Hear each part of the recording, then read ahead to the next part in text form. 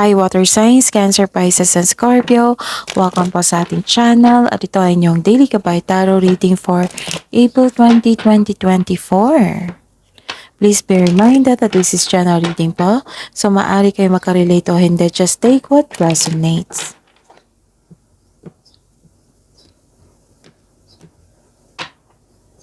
Gamitin ang reading na ito bilang gabay lamang. Balik po kayo dito bukas para sa ating Daily Gabay Tarot reading. Please like, subscribe, and click the button for notification para updated po kayo sa daily tarot reading natin. Para po sa gusto magpa-reading, maaari nyo po makuha ang link. Nasa description box po ito. Message lang po ko sa messenger. Maraming salamat po.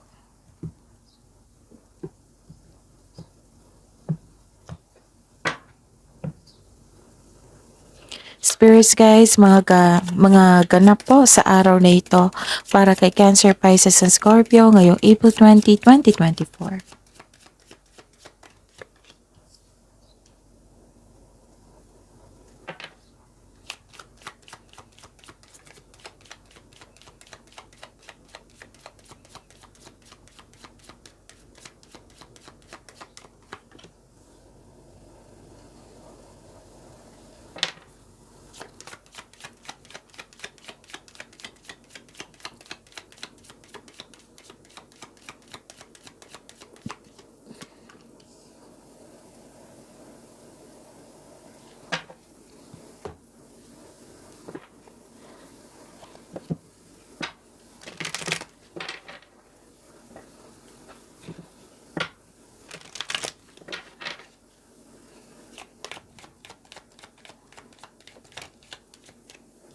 Mga mensahe po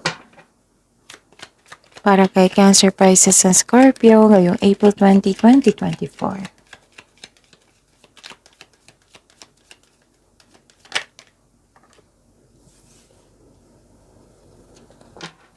Okay.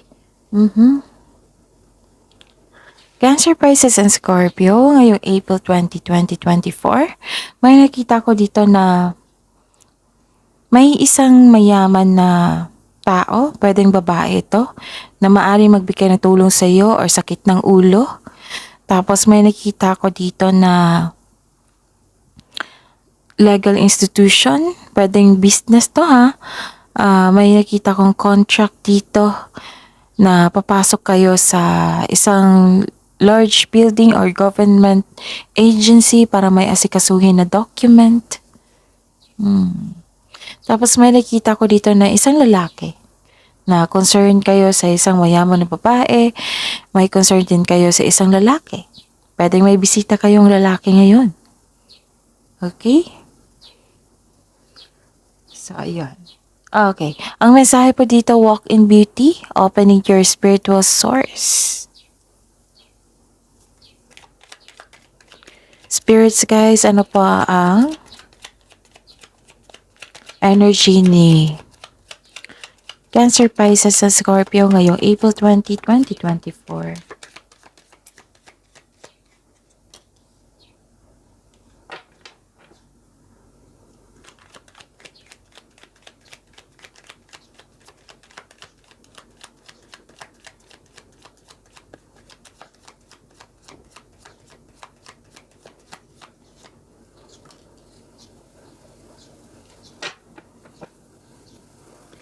Spirits Guide, Career and Money po ni Cancer, Pisces, and Scorpio ngayong April 20, 2024.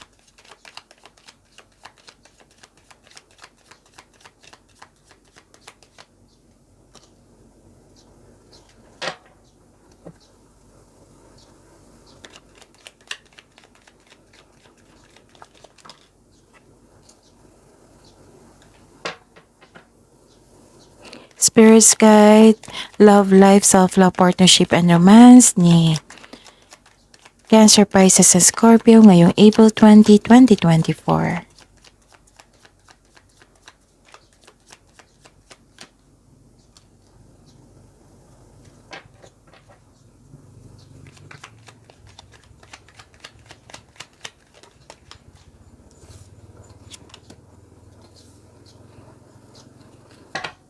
Okay, Cancer, Pisces, Scorpio, ngayong April 20, 2024. Okay. May bago po tayong upload ha. Yung sa mga hindi pa nakapanood, may love reading po kayo at career and money for April 16 to 30, 2024. Sa mga hindi nakapanood dyan, so check nyo po, kaka-upload lang po. At meron din nga, bago kayo, kung nakalimutan nyo na, yung April 2024 na reading nyo, check nyo rin po. Scroll down nyo lang sa channel natin. And open na rin po yung schedule natin for booking. I-click nyo po yung nakapost na link. Andito po sa baba ng description box. May link po dyan. I-click nyo and message me for inquiry or for booking. So, ayun. Maraming salamat po. Tingnan ko muna ha kung may repeating number. Munti kong nang makalimutan. So, check ko muna ha. Saglit lang po. Tahimik lang ako kasi nag-check ako ng number dito. Okay, may 11. I think may 1. Okay, may 11. Check ko muna. Okay, dalawa. 11 and 55 po. Okay. So, the number 11, ito ay duality. May dalawang taong nag-uusap, nagkaroon ng agreement, ganon.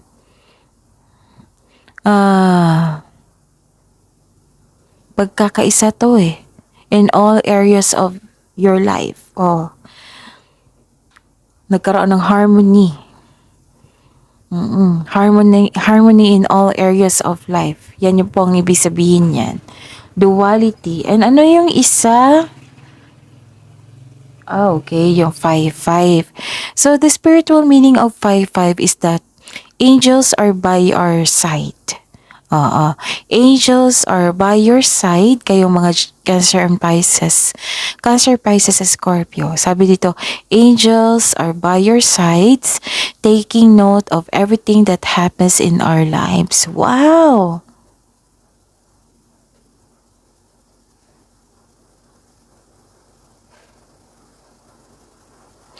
May parating po na malaking changes sa inyong buhay. Ano kaya yan?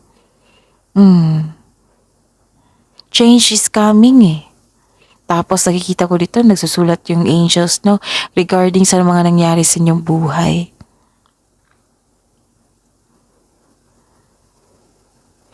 Tapos nakikita ko dito na ang ilan sa inyo nag-struggle dito in finding a new path.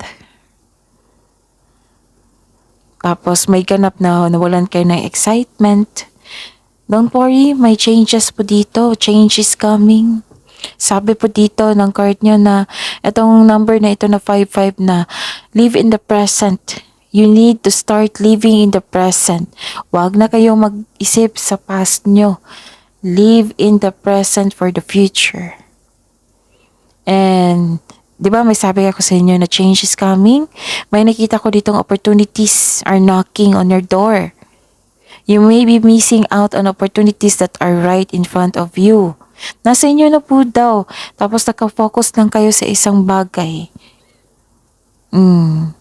So, baka kailangan mag-connect kayo sa inyong intuition. Kasi yan yung magsasabi na kung ano yung opportunity na iyan.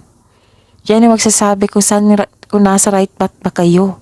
Yan yung magsasabi kung ano yung next hakbang nyo.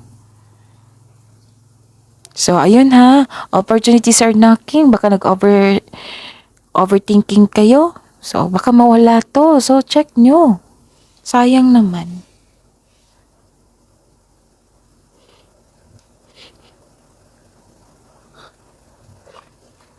Okay.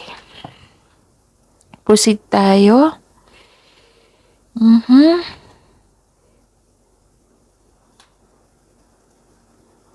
Ba't disappointed ka dito? Nagkaroon ng disappointment po, nagkaroon ng depletion, nagkaroon ng repressed emotion, black logic, kaya nga, ang sabi dito na connect kayo sa inyong intuition. Nagkaroon na, you felt empty. Bakit? Kung may nakita ko dito na fertility issue. So, sa mga gusto magbuntis dyan, maagang check-up kung kailangan. Kung buntis po kayo or magkakilala kayong buntis, kung may hindi,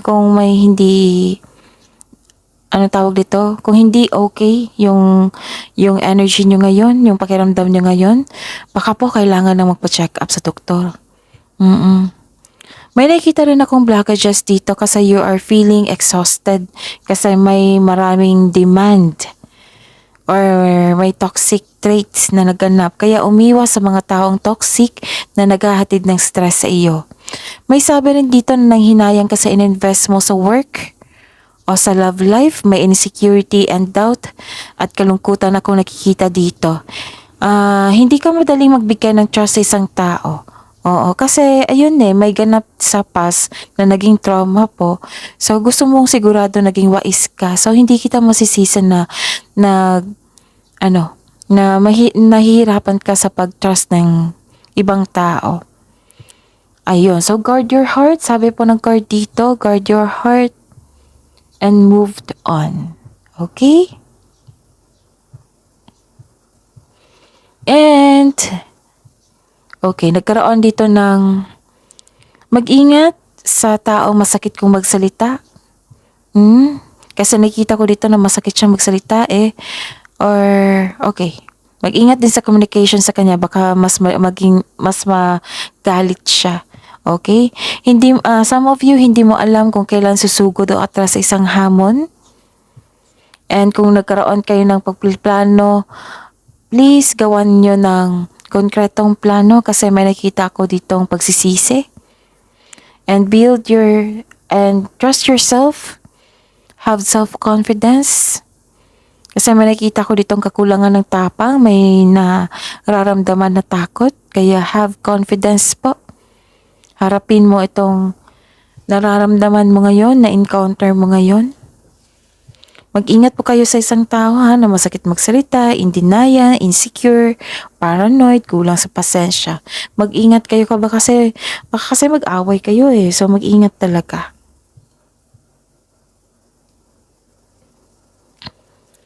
And, so Cancer, Pisces, and Scorpio, sabi po dito na you are clinging to the past. Kasi may nangyari sa past Nagkaroon ng stagnation. Nilalaban mo ang pagbabago kasi may pagbabago. May pagbabago Nilalaban mo ang pagbabago. Natatakot ka sa changes. Dahil hindi mo gusto mag-move on. Gusto mong bumalik sa nakaraan. And please be reminded, Cancer, Pisces, sa Scorpio, itong pagbabagong ito is, bagong chance yan, pagkakataon. Lahat bago. So, hindi ko kayo masisisi naging uncomfortable kayo. Pero tiis mo na habaan ng pasensya kasi check naman na binigay yan sa inyo kasi may matutunan kayo. Okay? Tapos, ayun. Kailangan yung pagkawalan ang past emotion nyo. Kasi mas gusto nyo yung may unhealthy connection kayo sa past nyo na hindi pa nagkaroon ng closure. Parang nabigla ka dito sa sa pagbabago na ito. Masakit talagang ending. You may felt anxiety. Nagkaroon ng anxiety. You may felt stress, anxiety, hindi mo na alam kung bakit ito nangyari. So, ending the situation means new opportunities coming, a new beginning. It may be uncomfortable, pero this card tells you na let go and trust the universe and yourself. Ito yung sabi ko sa inyo na bago lahat. So, ang bago lahat, so ang gagawin mo is trust yourself. Harapin mo ito and trust yourself. Okay? Kung baga, swift change brings you new beginnings. Okay? Itong pagbabagong na ito, chances to And may nakita ko talaga kung away dito. Bakit talaga? Okay. Toxic traits. Okay.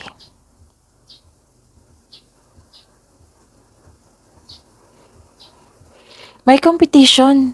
May ganap na competition, rivalry. Nagkaroon ng struggle o conflict sa workplace mo, nagkaroon ng rivalry at co-workers. Oo, sa inyong co-workers.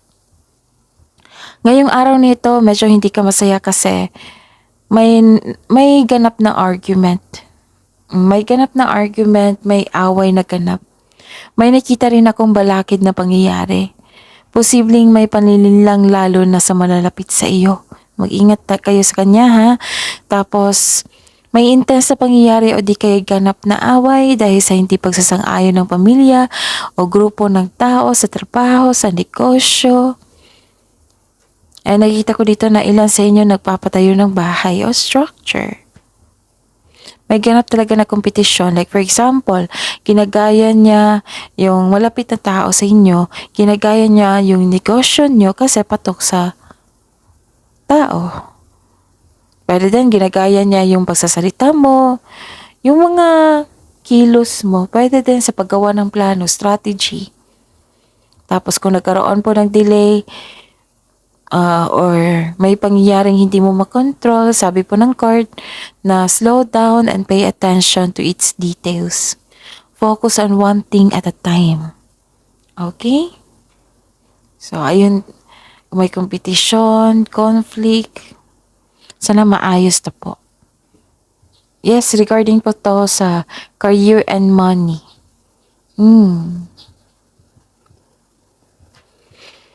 So, you are moving on from challenges. Yes, tama to. Focus on mind healing instead of suffering. Huwag niyong pahirapan yung sarili niyo. Focus kayo sa healing. Mismo kayo, lumalayo kayo sa isang tao, sa isang environment na puno ng katoksikan. Lumalayo ka sa isang tao na nagdulot ng toxic relationship. Lumalayo ka sa hamon ng pananalapi or hamon ng relasyon. So, focus and have faith. I-release mo yung nararamdaman mo. Palitan mo ng positibo na ma-motivate ka ulit. Okay? Maari nga may pag-aaway dito kasi may lumabas dito na babae at lalaki. Naghaharap. Nagkaroon ng disagreement eh. So, nagkaroon ng conflict.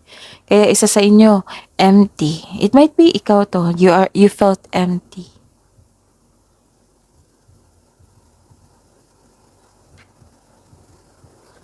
Next is, okay. May nakita kong wealth and generosity. Wealth and generosity. Nabulol naman ako.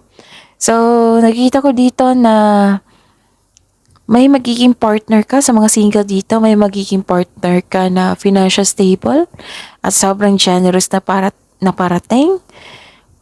Pwede din sa mga marelasyon to ha. Pwede din ito sa kapareha mo na na-reach na niya ang financial maturity. Sa mga single, gusto niyo munang magbili ng lupa at magtayo ng bahay at magbuo ng pamilya. May plano po kayo magpakasyon ngayon o bumili ng regalo that pampers you both. Okay? Paring nakatanggap kayo ng regalo ngayon for peace offering. Nakita ko dito na masahan kayo sa inyong partner.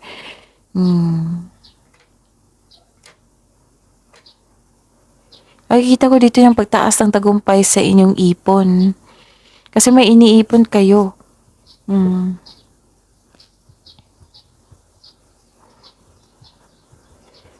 May parating talaga, no? May parating po talaga sa mga single dito. Yes. Nakikita ko talaga dito may parating. It might be this is fire signs, Aries, Leo, Sagittarius, or earth signs, Taurus, Virgo, and Capricorn. Kasi nakita ko dito malakas ang kanyang energy na parating sa inyo. It might be sign ito ng partner nyo.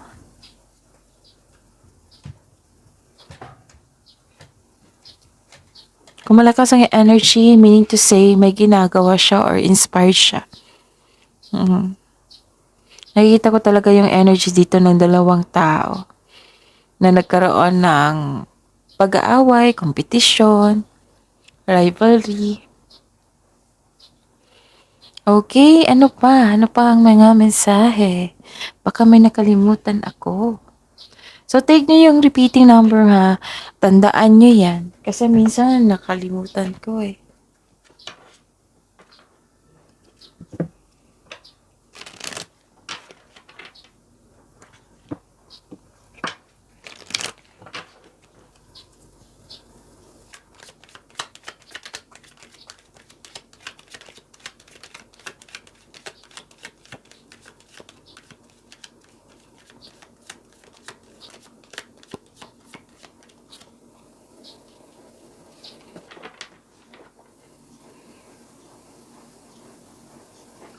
Okay, some of you, marelax lang kung may video okay kayo, kumakanta kayo. Pili kayo ng suggestion lang ha. Pili lang kayo yung naintindihan yung lyrics na walang heartaches, yung walang negativity. Oo, yung heartaches, yung, kasi kung makikinig ka niyan, i-recite nyo, ikanta nyo, mas lalo kayo masasaktan yan. Yan yung ma-attract nyo. Pili kayo ng happy song po. Yan. Pero nasa inyo yan ha. Desisyon nyo yan. Desisyon nyo po yan kasi buhay nyo po yan. Suggestion lang po, magpili kayo ng happy song na intindihan nyo yung lyrics tapos yung magaan ang bawat ang story ng bawat ng bawat kanta. Basta po walang negativity. Kasi kung ikanta nyo yan yung ma-attract nyo, positivity. Kaya kung natatandaan nyo na careful kayo sa pagpili ng music, lalo na kakantahin nyo ito. Okay? Kasi 'di ba kung ano man yung bigkas ng mga labi natin, yan yung ma-attract nyo. Pero sa mga hindi naniwala din, be it po. Buhay nyo po yan. Suggestion lang naman. Oo. Kasi it's a very healthy thing to do. Lalo na't pag stress ka. Tapos kakanta ka ng isang broken-hearted na malungkot na kanta. So, mas lalong mama-attract yan. Pero minsan kasi may tao talagang ganyan na mas gusto yung sad song kasi gusto nilang ma-express yung bigkas ng kanta. O yung kanta po gusto nilang ma-express. Pero if I were you, kumanta kayo ng happy song. Yung sobrang gaan, na walang sadness.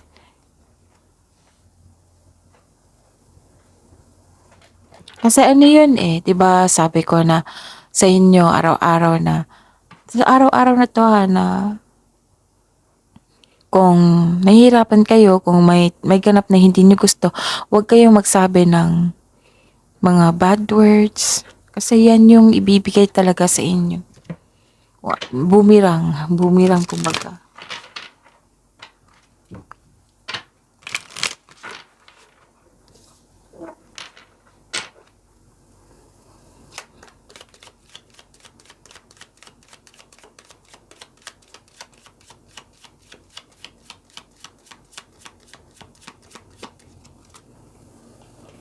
Oh, the universe is calling you to notice important synchronicities. Connect to your intuition.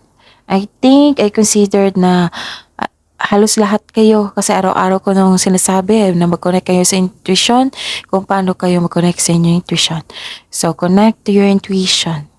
Kasi may sabi dito, the universe is calling you to notice important synchronicities. So, connect kayo ha, baka opportunity yan na kailangan bigyan ng pansin.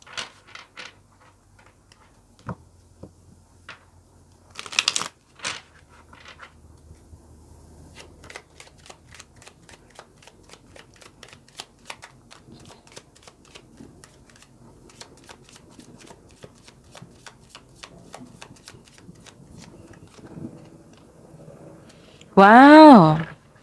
Luck, your goals are about to manifest in remarkable ways. Dreams are coming to fruition. Ang ganda. Stop and enjoy this moment. It is important to let things flow at their natural pace. Rest assured that in due course of your time, your wishes will come true.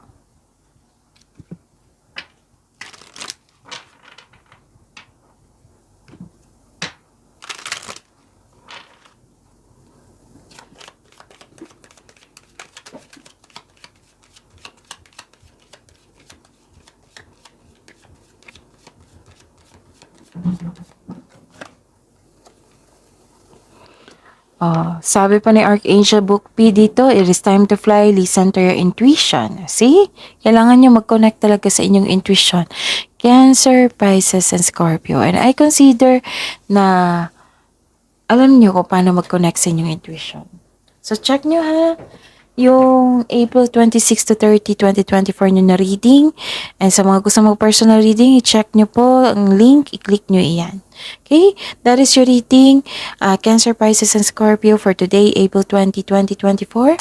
Please like, subscribe, and click the button for notification para updated po kayo sa daily tarot reading natin. Maraming salamat po.